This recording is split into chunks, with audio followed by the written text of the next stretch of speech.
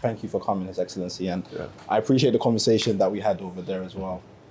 So just to kick off, because this is global challenges, when you look across the continent of Africa at this current moment, what countries or leaders inspire you or impress you?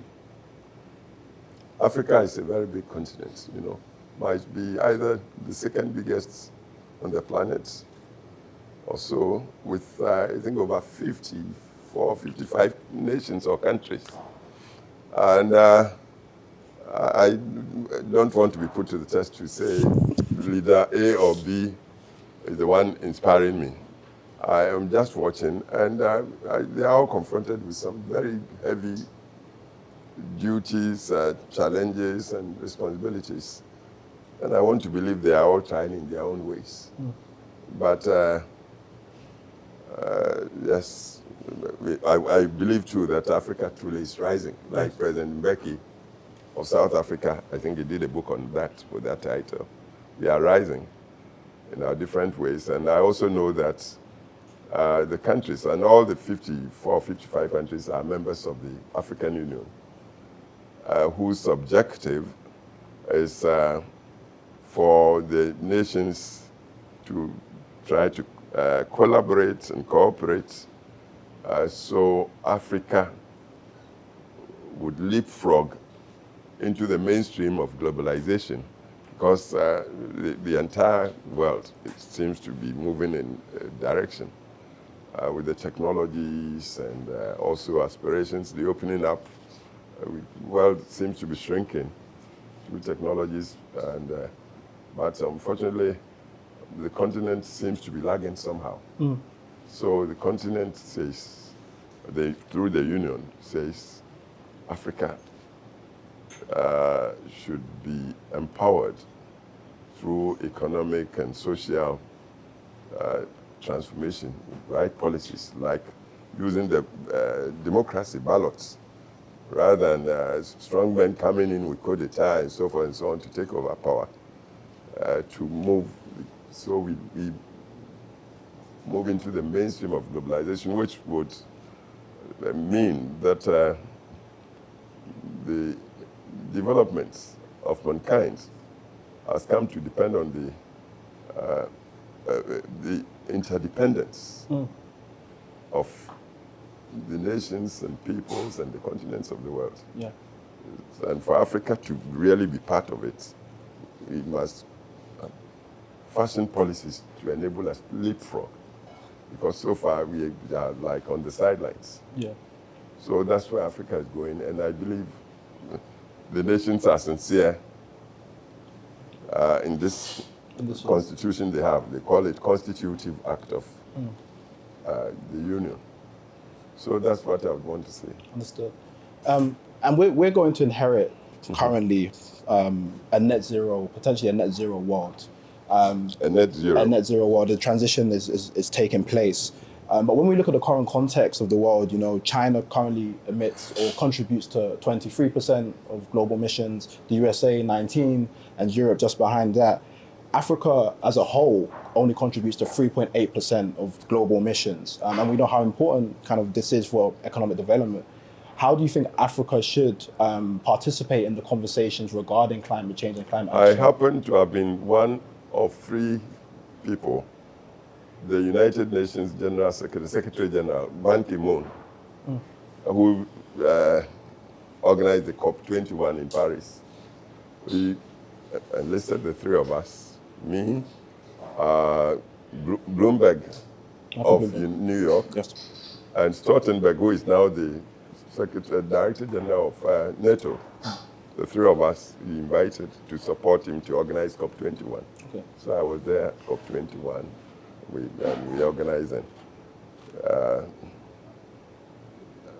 Yes, Africa's contribution is like 3 point something, because the emissions are largely through the burning of fossil fuels, Yeah. Which are through the big engines and planes and that sort of thing. And unfortunately, Africa, I do not know if any of us has manufactured a plane. We are still not into the industrial world. If there are any industries, invariably you'd see they've been put there from Europe or America or from China or that sort of thing. So, yes, but unfortunately we suffer the most with the climate change, with the Sahara Desert spreading bigger and bigger, and the pollutions affecting our water bodies and earth and so forth and so on. So we must be engaged because the change is not accepting or exempting anybody. So if China, through burning of its peat or whatever, and the United States, they are doing their big things, burning, and their big cities polluting, I think we are all, as humans, are entitled to register our protests and concern that we should all pull together, each in their own way, even Africans too, so as to try to arrest the emissions of carbon dioxide to make life, because the scientists have convinced, I believe, the entire world that if we do not try to bring the climate down to under 2 degrees centigrade within a certain time, life as we've known it might cease to be. So by end of this century, for instance, if we keep on polluting, I don't know what would happen to perhaps even the planet itself. Yeah.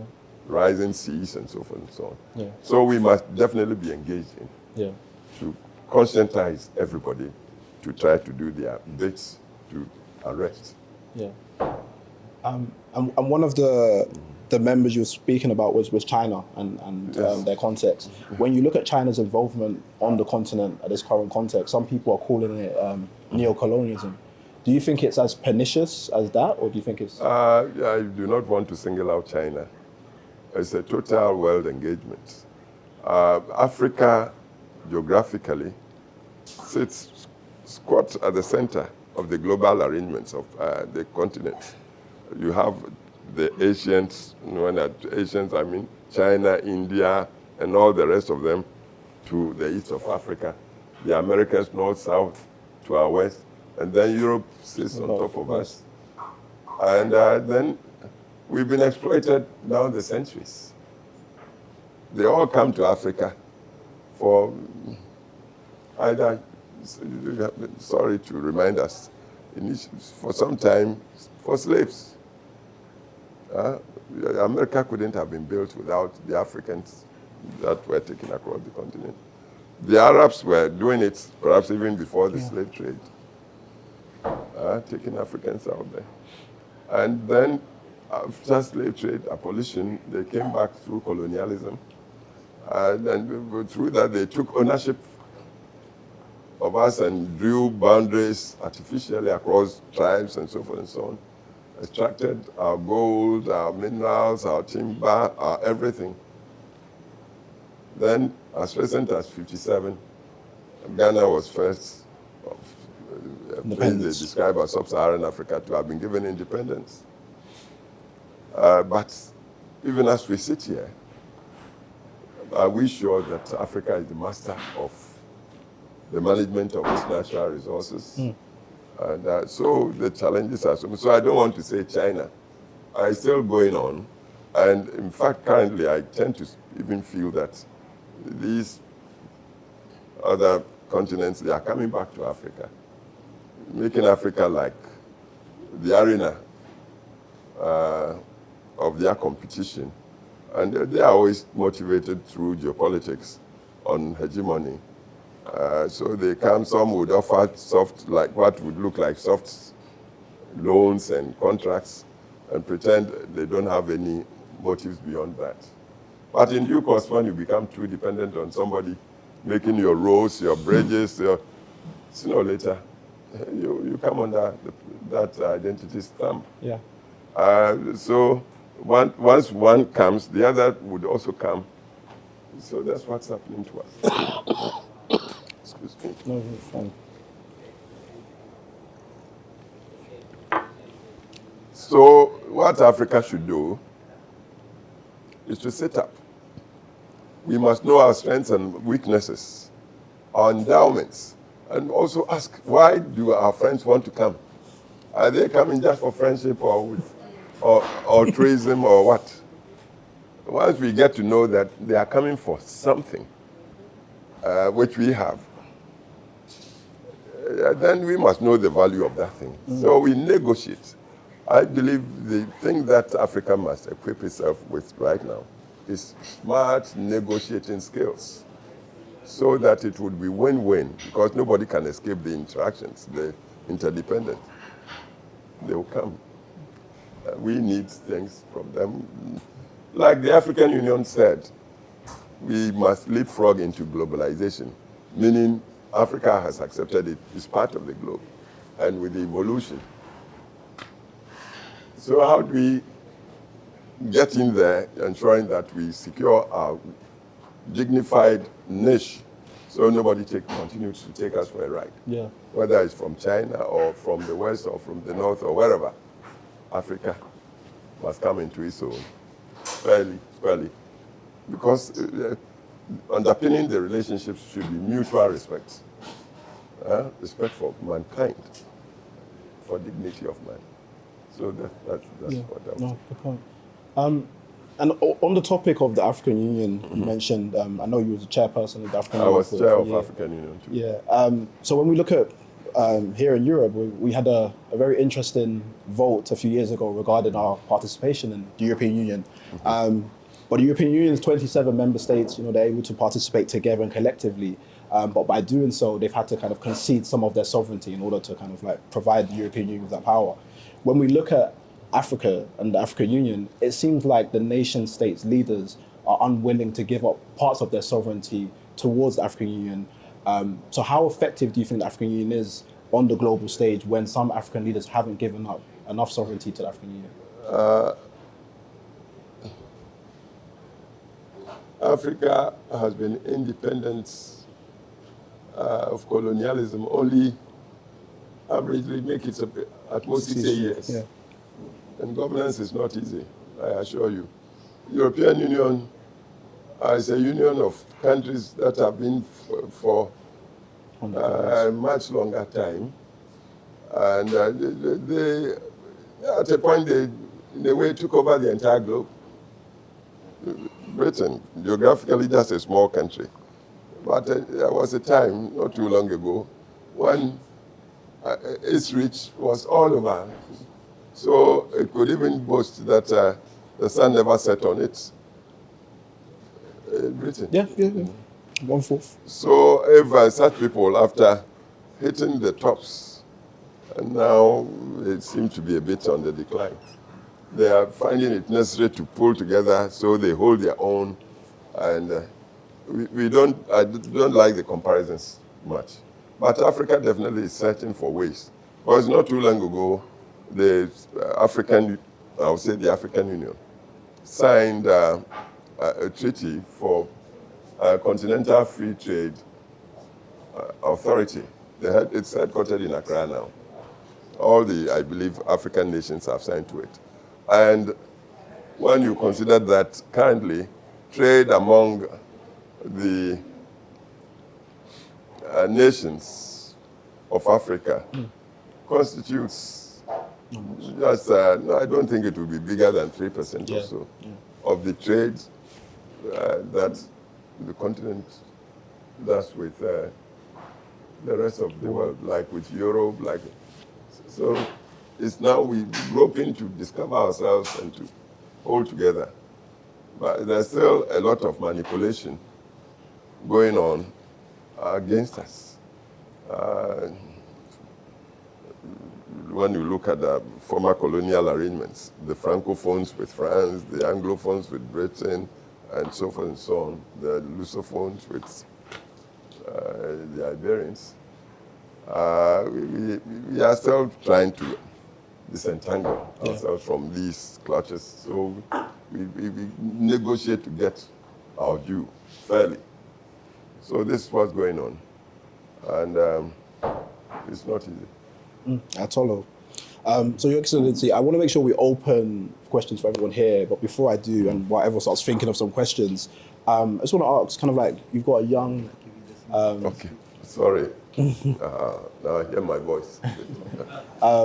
You've got a young African diaspora here in front of you. What participation or what roles do you think the African diaspora can play towards the political, economic, cultural, and social advancement of the African continent?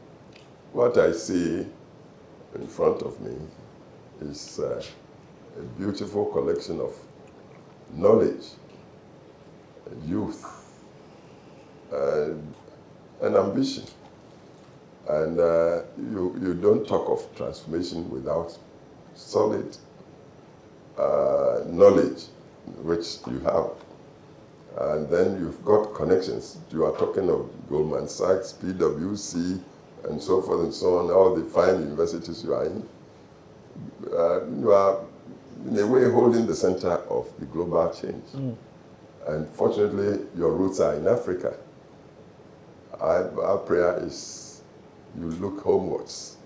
Like, say, when you go to New York, you hear of Wall Street. Immediately you know that that's a bulwark of the state of Israel. You hear of Polish America. The Poles there, they didn't forget their original homeland. The Irish Americans, President Biden, I believe, not too long ago was speaking up for Ireland, even though he's president of the United States. So we want the diasporan African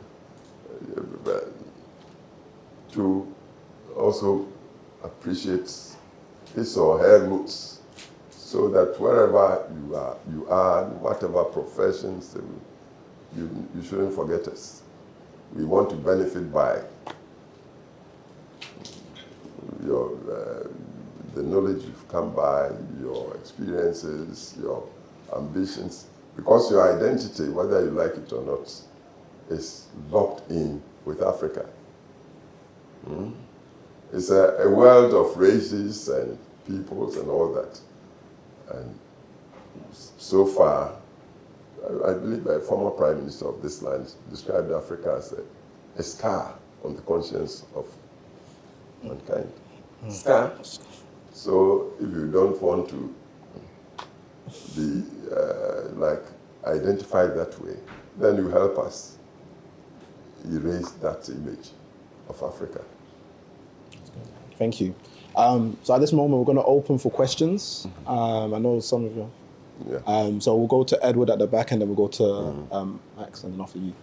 Go on, Edward. Stand up and please state your question, please. You want to take it? Yeah, so can you project people? Yeah, you guys hear me? His Excellency. Yeah. So in the past 3 to 5 years, we've seen so many conflicts on the continent, namely Sudan conflict, Burkina Faso. I wanted to ask, as former chairman of the African Union, what better ways can the African Union play the role of a neutral arbiter in the conflict? The African Union tries, but I assure you, around the world now, people, as human individuals, they are all searching for their identity. That's the force of democracy. The way forward should be for nations everywhere to be governed by enlightened constitutions that would enshrine the respect and rights of the human individual. When you talk sovereignty, I believe sovereignty is locked in each and every one of us. So for as long as some people would feel ignored and that sort of thing, for so long humans would struggle. And this is what the whole thing should be about. Fortunately, the African Union, through its constitution, the Constitutive Act, provided against usurpation of power through coup d'etat anywhere among its members. To the extent that even any place that a coup happened, that place, that government that took over would be banned from sitting in the union. So the country was restored to choice by the people of government. So African Union is trying, but it's one thing legislating and another enforcing. The union, in a way like the United Nations, hasn't got the muscle yet to ensure the respect of its resolutions across the board by the members. But we are getting there. We've started. Max? Apologies for my question, but that closed mouth has not yet fed. So we have Amos Bursary visit to Ghana from June to August. So we have 4 students that are Ghanaian, so they have accommodation, they have internships organized. Yeah. But we want to broaden it not just to Ghanaians, but to the Caribbeans and other African students that we have. And what assistance we hope to get is potentially if you have connections for internship opportunities and potentially accommodation to help support so we can widen the opportunities. Thank you. So it's an appeal, and I don't know, Colleen, I don't know if you put my son onto this thing. I wish I would be able to underwrite everything. But we are all reduced to trying to appeal to the consciences of people who appreciate what we're trying to do.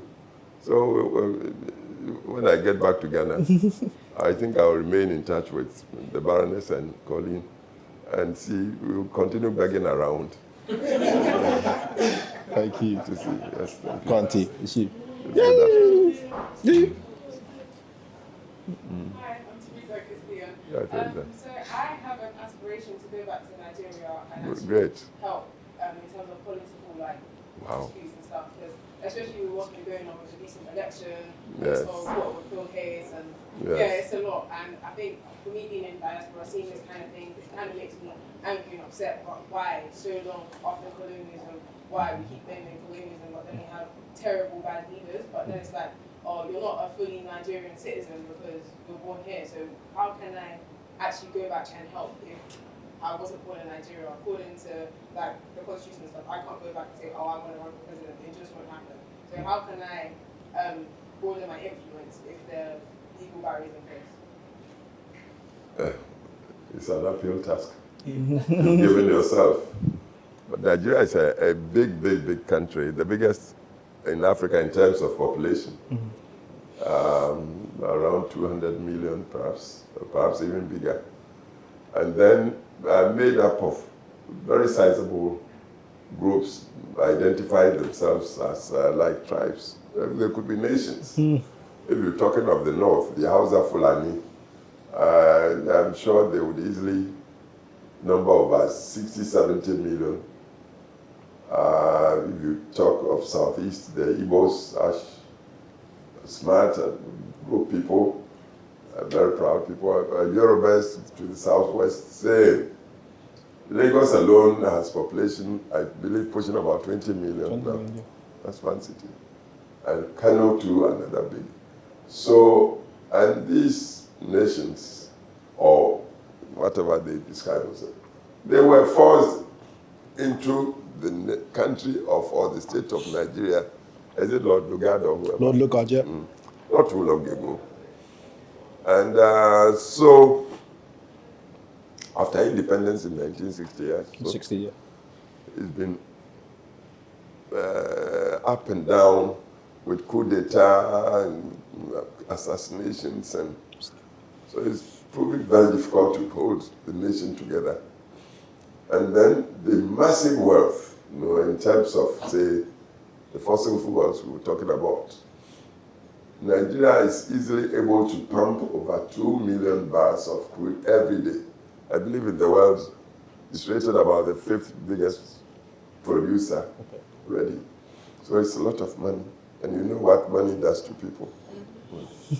So it's very difficult to, it's not a lack of knowledge or lack of vision of what Nigeria could be when, say, all sides determined to pull together, but human beings and their ambitions.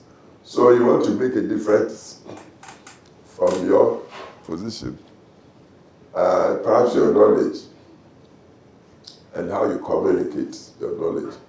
And if you are relocating, I don't know which side you are from. The South, so I'm from Delta State. Delta State? Yeah. South, that's Southeast. Oh, it's different. Oh, no, it's all technology. But that's where the oil started. And it's Sarawiwa. Ken Sarawiwa, yeah. Ken Sarawiwa and all the, there's some history to that place already, but some it's very sad. And I've told you, human beings, when we feel maltreated or cheated or whatever, we resolve. And then we try to take things into our hands. So you want to do that, study and study and study, get to know the histories very well, and then try to advocate. And if you want to be a practicing politician, study the parties and see which of them would provide the vehicle for you to be heard nationally, and then join you. That's what I can tell you now. Thank you so much. Got a question here at the front, and then I'll go you. Hi, John Kufuor. Thank you for coming. My question is on the topic of Pan-Africanism. Yeah. The notion that if Africa came together to form perhaps like a mega country, it would be better off. What's your stance on that? And also, how do you think it will be achieved if you think it's a good thing? Pan-Africanism, getting itself in shape of, say, like the United States of Africa. Is that what you're talking? Like President Nkrumah, my predecessor, used to advocate. If we can do that, it would be very beautiful. But even before we get there, and somebody talked about the European Union, do you think Europe is truly like united to the point where they are all singing from the same hymn sheet? It's a question. No, I don't think so. Britain went in a bit, and then Brexit twice, they pulled out. But still, Britain is European. If we could all begin to reason out and accept same laws and operate sincerely under the law and fairly, and which again is democratic, would be democratic, then it should be ideal. But then, in the case of Africa, given the hugeness of our continent, given the diversity, the North Africans, there are people there who might still say they were more like with the Arabic world than with the rest of us on the continent. The Maghreb, as they are called. In West Africa, big Nigeria, so big. The rest of us tend to be like tiny relatives. It takes quite an effort to get Nigeria to listen to itself before it can even listen to the rest of us. Is there? You go to Southern Africa, South Africa, which should be like the anchor and bridging nation, is still in some confusion. So the other nations around may not find it too easy to mesh. East Africa, they've tried somehow, but even there, Kenya, Tanzania, they're pulling together somehow, but they still individually want to retain their identities. So if you are talking the continent as a whole, it tends to be difficult. Main thing is what I believe the union is trying to do, like with the Constitutive Act, prescribing that we should acknowledge that sovereignty is in the people, in citizens. So use like the democratic practice to set up your governments, to govern yourself inclusively. I believe that's the way. And then the Union also set up the new Partnership for Africa's Development, NEPAD. Okay. You've heard of it. New Partnership for Africa's Development. Acknowledging that Africa shouldn't beat about the bush trying to invent the wheel. The wheel is already there. So learn how to use the wheel to make your... And so it calls for partnerships, both from within the continent and from outside the world. You were talking of China. How do we get partners that would come in fairly on win-win basis? So they bring in perhaps their know-how, their technologies, as we also come in with our natural resources and the market and that sort of thing. So that's what, when we focus on these things. And then there's also the African peer review mechanism for good governance. The nations, I don't think all the nations have signed up to it yet.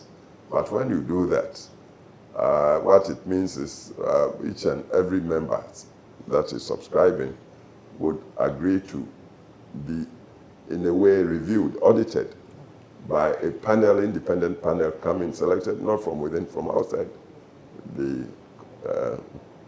membership, to come and see about, say, the judicial system, how it's functioning, the media, the gender balance, and that sort of thing.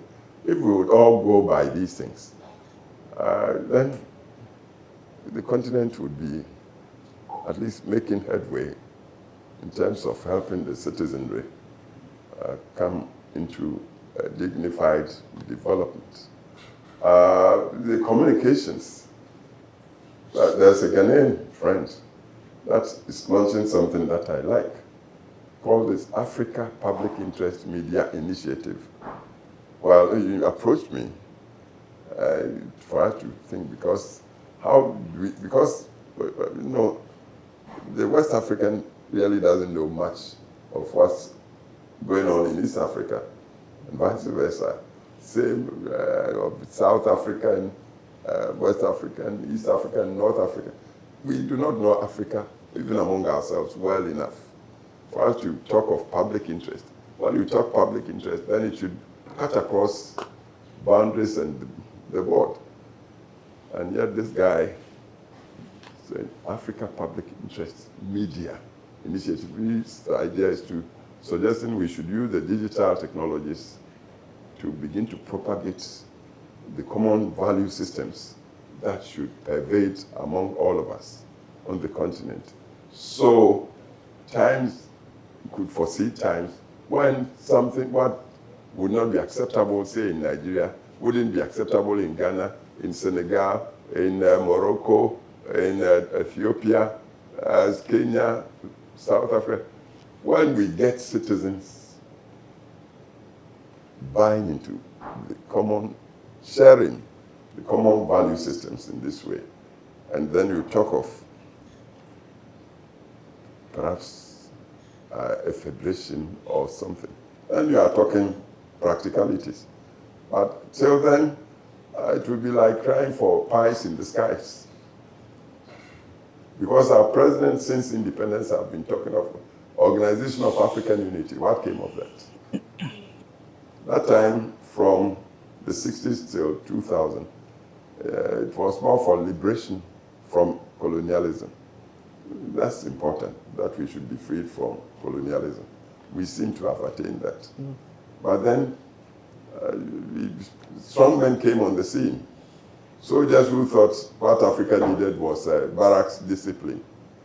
They came in with their heavy boots and then they stamped on the heads of Africans. That's not what we wanted. So it seems we've seen also them ebbing off. But then we've been reminded of coup and the fighting in Sudan. It never seems to stop. the Burkina Faso, all over. So I think shared value systems using the new technologies like this guy is suggesting, the digital system, to propagate common systems that all across the continent people would come to accept and subscribe to. So that by and by, the people would be able to exact accountability from their leaders. Because leadership is critical. And I believe that's what your foundation is about, leadership. And with right leadership, it's not the masses so much. You get a good leader driven by vision, with a sense of mission to help make the African as an individual feel that he or she too must be counted. When we get there, then common sense will take over. But we've got some way to go. So this is what That's a good point, very good point. Colleen, how are we looking for time? We're good? Yeah? Colleen. Okay, I had one question here, Colin. And then you afterwards, yeah? Yeah. Thank you, sir, for being here. I'd like to ask about, like, in Ghana, the Galamsey sites, in how is Galamsey. Yeah. I think I want you to define Galamsey for your friends here. Galamsey What is it? It's like the illegal mining of gold in Ghana, and it's affecting the water around the areas, it's affecting people's health. And one of the biggest issues is that a lot of people, I know that you introduced the NHIS as well in Ghana, and how it's quite successful. So how do you think, what kind of solutions do you think will improve the situation in Ghana? Well, Galamsey, I like your definition, illegal mining of gold. But let's focus on the word gold and what it is, and its influence or effect on mankind everywhere. America, China, Britain, Africa, everywhere you mention the word gold, people sit up. It's got magical properties. The store of value from ancient times, even in the Bible. And Ghana's geology, from the coast all the way to the northernmost part, all part of the country, everywhere you scratch a bit, you get gold. And we haven't fashioned the policies for its extraction. From colonial times, the British law was all the minerals in the land belong to the states, locked in the government, president. In colonial times, in the crown's representative there. So if you found gold, say in your backyard, and with the land there, say by some stream, instantly, that thing, you stayed off it. It belonged to the governor, and then after independence to the president. It's holding in trust for the people. But somehow the people never got to feel they had a share of this gold. So times came, now all over, people have come to know that everywhere you make effort to get gold. But there's so much poverty and unemployment, especially for the youth. And then there's an influx of people, not Ghanaians. Ghanaians too involved though, but invariably the Ghanaian is like the laborer for the outsider who come with some dollars, and then they go places, they get, say, a good, beautiful vehicle, a Mercedes-Benz for some village chief, and then some dollars, and then the chief might look the other way, and then this guy that came from wherever, say Europe or America or China, they'll come in with their equipment, machines, excavators and all the heavy machines. When you want to buy them in the market, the machines would easily cost over $100,000, $200,000, which the average Ghanaian doesn't have.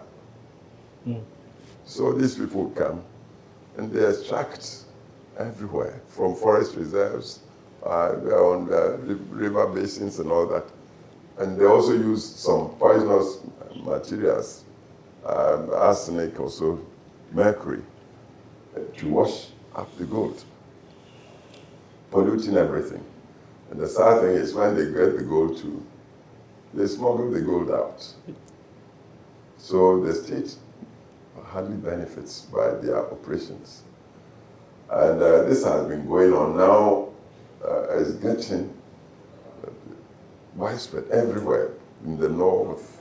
Places where we didn't think there might be gold, everywhere they are finding gold. And people keep coming. Unfortunately, our borders tend to be porous. So we need to arrest the trend. The way I'm thinking, and this is personal, is if truly, and don't forget, before independence, the country was named Gold Coast. The Gold Coast. The Europeans saw it from Portuguese time. Portuguese landed there in the 14-something, before they got to America. And the town, Elmina, is Portuguese word, the mine. The Portuguese called that town, it's still there, the mine, because they found gold everywhere. But if truly we are sitting on this metal that the entire human population everywhere thinks is the store of wealth, and we are poor. And into modern times, with you smart people not getting employment, you are poor. You're sitting on gold and you are poor. With foreigners coming to trick us out of it, exploit everything. So what's happening is the youth have taken things into their hands. And it's getting difficult to stop them. You send out the soldiers, sooner or later the soldiers get corrupted. The police, they are perhaps even worse than the soldiers. So the thing to do, from my standpoint, is perhaps change the laws altogether. Wherever the metal is found, let the state legislate that the locals, the village chief and the citizens there, give them, in terms of equity, a percentage of the find. So they feel like ownership, they are also in the ownership too. Give them perhaps 10% equity. That gold is there, you are entitled to 10% of it. The local government authority of the district or so perhaps should also have another share of about 10%. And the state of Ghana should have a carried interest of, say, about 30%. And then the exploiter, who must be registered properly by Ghana laws, would then come in to mine for whatever the rest for his profits. If we would do it that way, and the people would come to really believe that now they are stakeholders in that, then the people would become the, if you like, the watchmen. They won't sit there, because everybody is complaining about polluted waters and spoiled earth. The farmers, their farms are being destroyed. Not until we get them, all these people in feeling shareholders, I believe the wrong would continue.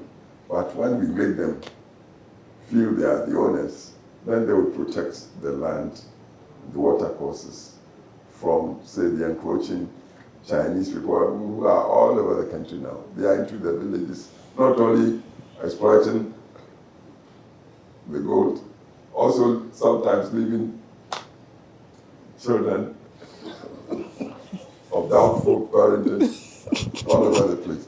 So we must try to get things right by thinking hard and trying to do the right thing.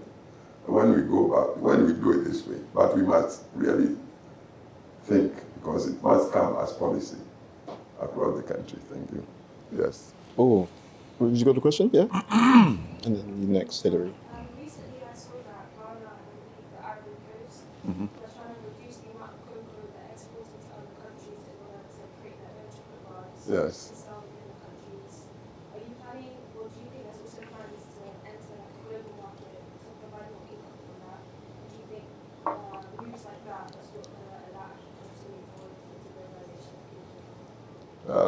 Already, cocoa is a global commodity. But what really happened was that we weren't adding value to the raw material. And it's estimated that the industry in the global market is like $100 billion industry. But the main crop, now currently Cote d'Ivoire is the biggest producer, Ghana number 2. Between the two of us, I don't think we earn more than, say, $10 billion of the $100 billion. We produce the raw materials for them to Europe, America, and yet of the $100 billion, we don't get. Ghana doesn't get beyond, say, $3-4 billion. That I know. And so the two countries got together and decided that even with the raw material exports, they would also try to have an influence in determining the international market price. And I think they came some way. The main buyers agreed to put some premium price on what would otherwise have gone to the two of them. But additionally, our policies are encouraging value addition. And I believe Ghana has gone some way. Now, I believe about 30% or so of the produce is being processed locally. Because with the processing, you immediately double the returns. And so processing might continue to grow. I believe that's the way to go, because chocolate, the ladies apparently, with all due respect, apparently you love chocolate, and the men would buy for you. So that's how I believe we should go about things. Add value with quality, meeting international standards, and then we get our fair share of that. Sam? Sam and then Hillary. Thank you, Excellency. So, I'm Nigerian, Yeah. and one thing I recognize in Nigeria, especially in terms of politics and you get involved in politics, is that it seems like politics is mainly ruled by the elders, so it's like the elders have a say. So what would be your view on getting young people, the young generation involved, and collaborating with probably the older generation that's in power to bring about change in the country and Africa in general? Thank you. I've heard this question before. I hope you don't mind using myself as example. I got into politics in my 20s. And by the age of 30, I was elected member of parliament. And at the age of 30, I was made the deputy foreign minister of Ghana. And believe me, it wasn't some old man that pushed me to go into politics.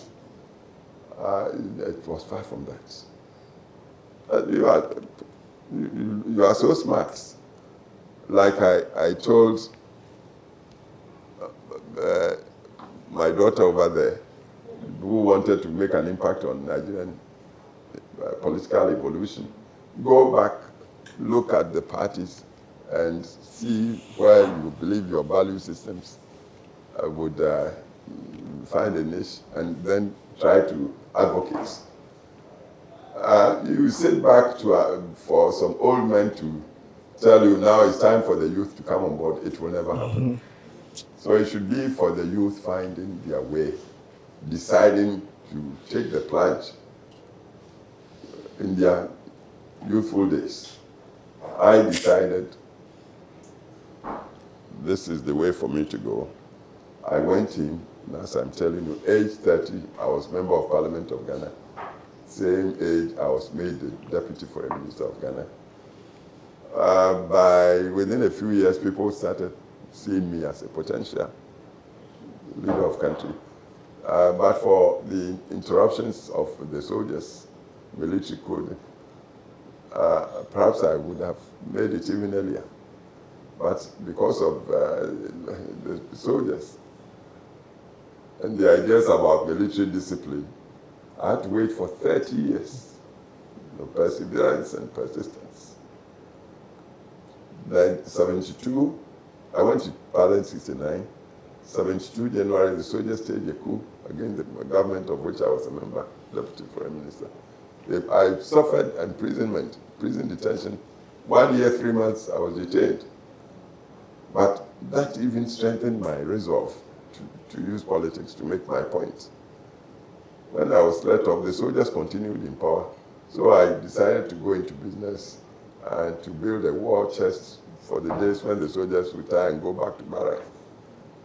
I had to mark time altogether till 2000, year 2000, can you imagine?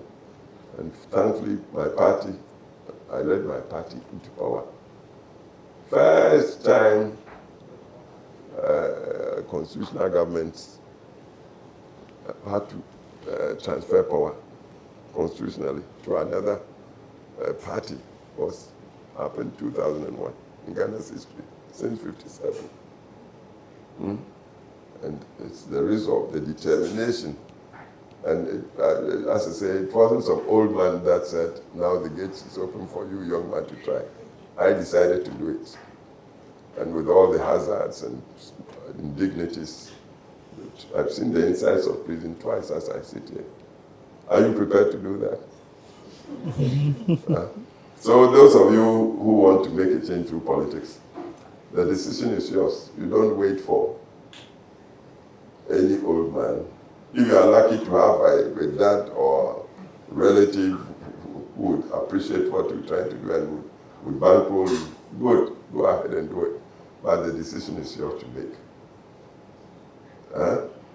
Thank you. Hillary, and then Auntie afterwards, and then we'll come to you, Lemon. Your Excellency. Yes. I actually, controversially, I guess, after what you just said, I come from a NDC family. So, NDC family, yeah, my not worry. family is NDC, especially my dad's side. They live in What's the name, if you don't mind telling me? the National Democratic Congress, I know, but the family name. Yes. Oh, Doku. Or Doku? Yeah. Mm-hmm. And when I told them I was coming here today, I called my dad. Oh, how nice. I wanted to find out some research, I guess, and he said that they called you the gentle giant. So Yes. I want to know how you managed to create the cross-party appeal, because my family are quite strong NDC. They're entitled to follow their feelings. But I tell you, I've been talking about sovereignty being locked in each and every one of us. Anybody who says he's a Democrat or she is a Democrat must respect the right of the individual to think and to choose, to belong to associations and have outlooks. That's how I saw it. So that you may not agree with me really didn't destroy my belief that you are still entitled to your views and your dignity as a human being, and that we should all operate under the law, equality of people under the law, human rights, and so forth and so on. So this is how I did my politics, and thankfully, across the boards, people generally seem to appreciate. And so if your dad told you my guy name is Gentle Giant, it implies a bit of admiration from him. And I thank him. You thank him for me, even though we are different sides of the political divide. So the main thing is you and your beliefs. Do you believe in the respect for human rights? That even as you think and you believe you should have the right to choose for yourself, the other person too is entitled to also have that right. If you do that and you work your politics that way, differences definitely, if we were all to see the world the same way, then we would have one head. We should have, all of us would have just one head going, but it's not like that. So we may see things differently. And so we should give and take, and then allow the freedom of choice to the people generally, using the ballots. Today, I win because people might tend to agree with me. If I fail tomorrow, they may come to you. And so it's swinging. They say trial and error. There's some point in that. I believe in that. That's how I've managed. Thank you. Auntie, yeah. Go for it. Yeah. Thank you so much, Excellency. Yes. What I'm really impressed with the Amos Bursary is the resilience and well-being and the positive mindset of all these young people. Yeah. Now, also you're an inspiration yourself in terms of being a leader, but they are the future leaders. Yes. And what, first of all, I've got 3 questions, but I'm going to do each one. I'll try to anyway. I'll be a bit greedy, everybody. So what would you advise to these young leaders of tomorrow, of today, of being leaders of themselves, okay, great representatives of their community, also great representatives of the African diaspora, you know, African community. Yeah. Some of them going into the corporate world, some of them probably want to go back to Ghana, you know, Nigeria, etc., Jamaica, to give back. But what would you say for yourself in your journey, what you felt were key things for you that really kept you going, motivated, also in terms of your vision, your beliefs as we talked about, and what advice could you give to them? And then also in terms of your foundation, yes, we would like to know more about how can we, what is going on for you in terms of Ghana and your foundation, and also how young people are being motivated there, and how can Amos Bursary and the students actually connect and make ourselves more powerful together. Okay, thank you. Yes, in terms of how to launch yourself there as leaders to help, we've talked about respect for humanity, mankind. Many a time, man tends to be the worst enemy of fellow man. People may lock themselves into some ideology, and if you are not of their kind, then they treat you like you are non-human. That one to me is not acceptable at all. So ideology, religion, gender, wealth, they should all take second seat to mankind, to man. When I say man, ladies, don't take offense. It's a way of talking. Respect humanity, the sanctity of man, and believe that everything should be rationalized in terms of how it helps to better the lot of mankind. Once you start from there, I believe then naturally you become a democrat. And if it's democracy, and of course it's enlightened, so it is defined by constitution. Constitutions define what the state is, the rights of the people and all that.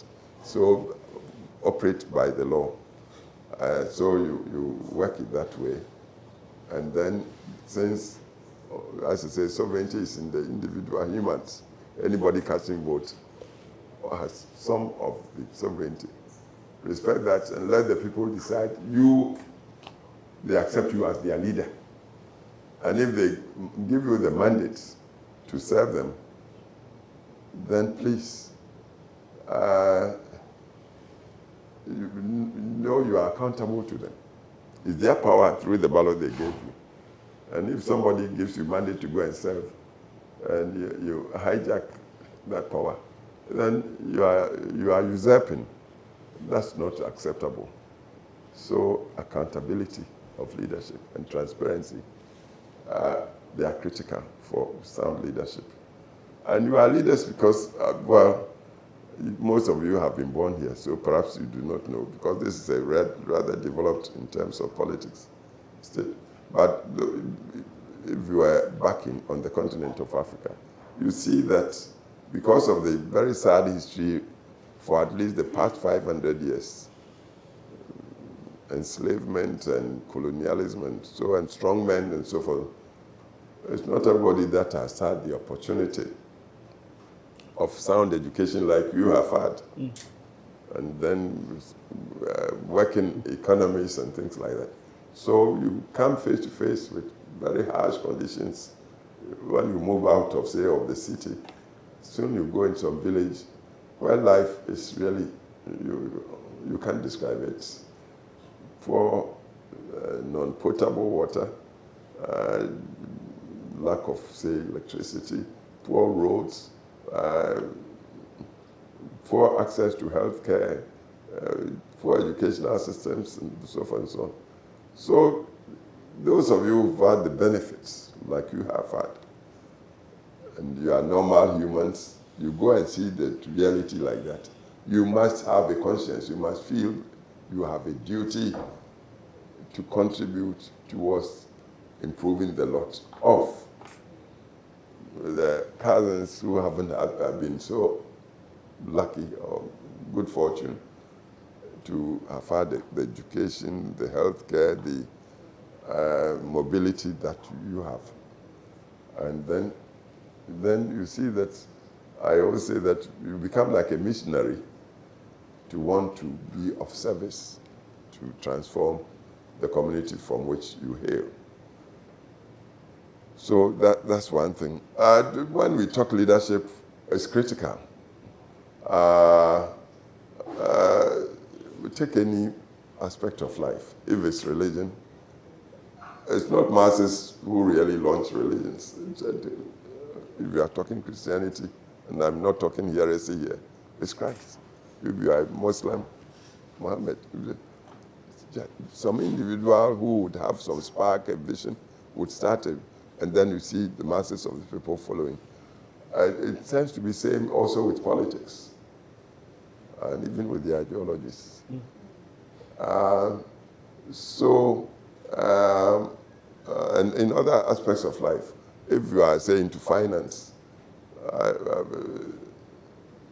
you make your money all right, but try to make your money with conscience.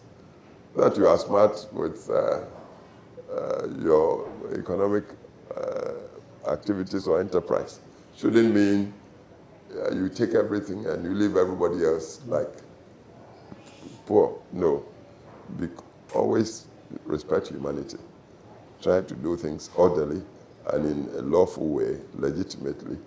So, yes, you keep what is yours properly, but what is not yours, don't use your smartness to cheat. That one. If you are an engineer, you are design for evolution of people. I see that these days now I'm using wheelchair. It wasn't like that before. I used to like walking a lot. Now to come here, I was asking whether there was a ramp for me to wheel myself on, whether there was a lift to bring myself up. It's all designing. So always think of what to do to improve the lot of your community, the people, and all that. So this is it into politics. When you've had the vision and you get convinced that that's the thing to do, I tell you, yes, you suffer indignities and all, but you persist, believing that in due course you might make a dent and then show people what is driving you. So you better the lot of community. So that's it. You concluded by, you asked so many things about community, the leadership. Your foundation. My foundation, see, I started politics in my 20s. By age 27, I became the town clerk or city manager of the second city of Ghana. Fortunately, the schooling, and when I listen to the courses you are pursuing, it's a bit like what I try to do. Law, philosophy, politics, and economics. These four were the things I studied. And they shaped me so well. So by the time I came to Britain in 59, I went to Ghana, I got back to Ghana 65 January. Came here 59 May, in fact, end of April, 59. Launched myself into studies, returned to Ghana 65 January. But with the combination of these subjects and the world coming to appreciate what was going on around the world, I felt I should contribute in the evolution and transformation of society of Ghana. And through Ghana, also Africa. And this was what drove me. So after practicing law a bit, there was an opening for the town clerkship of Kumasi, the second city. I put in my application, about 5 lawyers or so contested, and they gave it to me, quite young. I worked the office for 3 years, and somehow the community seemed to have appreciated. So 69, I tried for parliament, and again I won my seat. And the prime minister then gave me the deputy foreign secretary's position, exposing me to go to United Nations, African Organization of African Unity, non-aligned movement. That's how I met Lee Kuan Yew for the first time in Lusaka. They held a non-aligned movement. So some of the big names, and at that age, very young, 31, 32, I met Indira Gandhi, Haile Selassie, all these people I met early. So when, just the following year, 72 January, the soldiers came back to kick us out and put us in detention, I was able to suffer imprisonment with my beliefs that still the better day would come when the soldiers would fail and go back to barracks, so we come and try to do, and it happened. So with this, and I called the period from 72, I didn't become president till 2001, a wait of 30 years, almost. And I then served 2 terms as president. And my tenure, like I was introduced, I tried to do so many things. My tenure ended lawfully. I stepped aside. Then I was wondering, what's the message I leave to the young people? That's how the idea of foundation came to me. I wanted to leave, people say, legacy. And so I founded this foundation called, of course, using my name, John A. Kufuor Foundation for Leadership, Governance, and Development. What I meant was good leadership, accountable leadership. Governance, I meant inclusive. Now, the vein of our development on the continent tends to be, I come from East, I come from West, I'm this tribe, or we do that, it won't help. So inclusiveness is very critical. And the way you are, with all your learning and exposure, if you do not work out or try to rise above your tribe or your region or whatever, then I say your education hasn't achieved the purpose of the education you came from. You should see beyond that.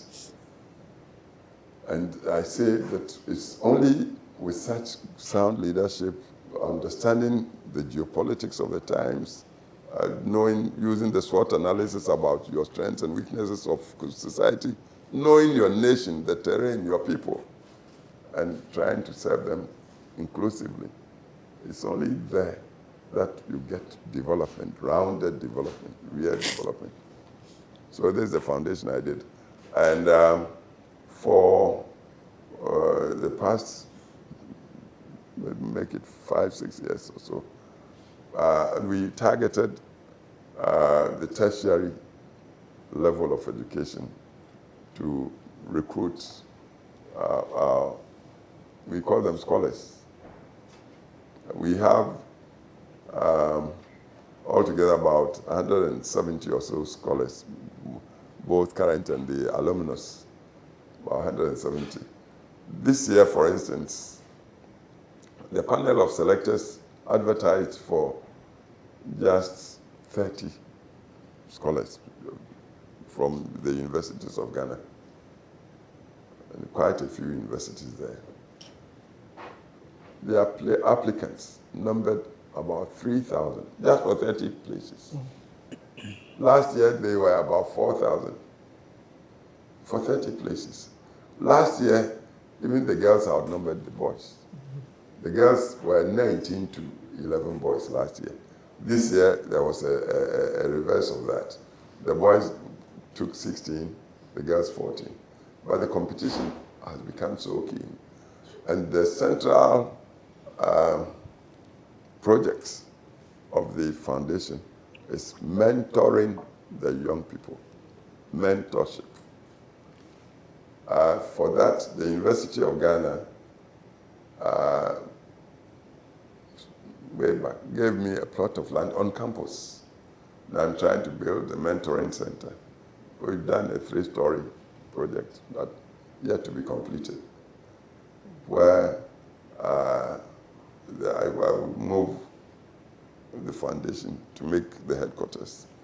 And we also would do an auditorium there, or a theater, because what we want to do with our scholars is, one, for them to know their country, the nation, Ghana, as well as Africa, and then for them to understand that Ghana or Africa does not stand alone. It's part of the global society. So it's necessary that even as they get to know the country, the continent, they also understand geopolitics. The big forces, we were talking of China, for instance, coming in. The Europeans who were there seem to leave, and yet they're coming back. The Americans are coming in. How do we relate with all these people? What are they coming for? So if they are coming for something, what do we want from them? And so this is what. And our scholars, those who have the part, some are already distinguishing themselves so well internationally. We also help them to relate with, say, some were sent to the Asian Youth Conference in Beijing and also in Tokyo. Some came up here to Britain. Some have worked with Clinton. Clinton has a foundation in America. So they are all over, and they are doing well. Those who've left the universities, we hold our scholars for 3 years. And so we've got some alumni out there. They are doing well everywhere. So far, we're proud to say. And that's what I told Colleen and Baroness Amos, that perhaps the two foundations should link and see if we can pull together. But the whole thing is about the critical importance of leadership in any field, whether it's corporate or politics or whatever. We need leaders, because I think that's the main thing. When Africa gets leadership right, I tell you, Africa will be moving appropriately. That's what I would say. Thank you so much for that question.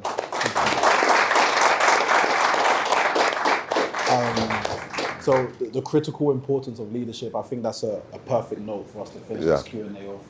Your Excellency, I just want to thank you for the grace in answering our questions, my questions. I know we went over time, but thank you so much for your positive answers. And we're now all optimistic about the future of Africa, so that's a good thing. I'm sure some of your countrymen and women will want to speak to you after this about some of the... After what we've done? After what we've done, about the foundation. But thank you so much.